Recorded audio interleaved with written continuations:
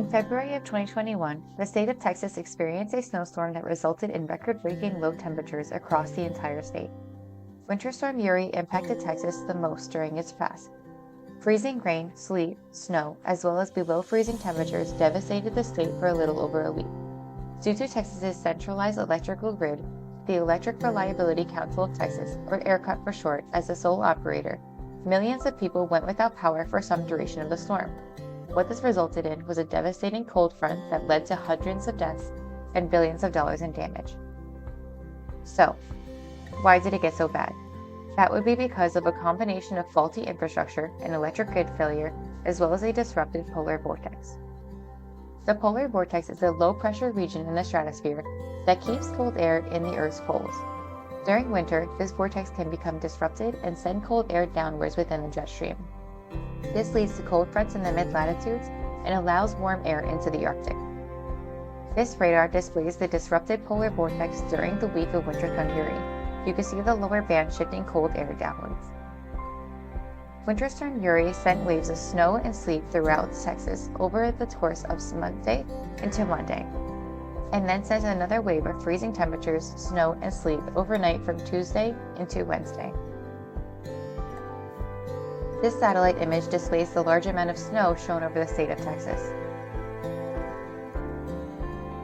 During the first round of snowfall, from February 14th to the 15th, approximately 1 to 8 inches fell in some parts of the state.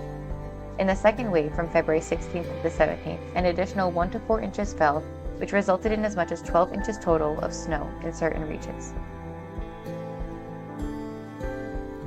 As mentioned previously, Texas has a centralized electrical grid, one that they refer to as the ERCOT interconnection. Apart from a small portion of the state on the east and west sides, as much as 75% of the state's electricity is provided through this grid. As opposed to generating their own power, the ERCOT interconnection utilizes power plants to provide electricity to their customers. They depend on natural gas, coal, wind, and nuclear power.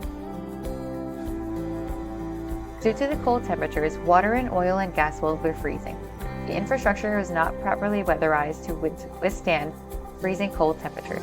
As a result, power plants were not receiving the amount of power to keep up with the demand as gas production dropped to nearly 45%. To prevent a full system collapse, ERCOT is forced to begin load shedding in the early hours of February 15th. By the next morning, more than 3.5 million homes were without power. Temperatures continued to plummet, reaching 40 degrees below normal. ERCOT would not be able to return power to these homes until 3 days later on February 19th.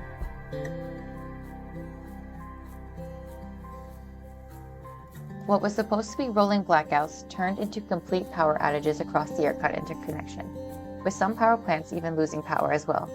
As seen on the graph, a majority of the counties within Texas reported over 50% were without power. This led to people to seek refuge in churches and restaurants to escape the plummeting temperatures and eat hot food. Propane tanks were selling out due to people buying them to heat their homes, with some being desperate enough to burn their own furniture. This young man in the photo is buying charcoal to try to warm his home up. During this period is the most deaths occurred. People were passing due to hypothermia or smoke inhalation and carbon monoxide poisoning, trying to stay warm. After power was returned, new issues continued to arise.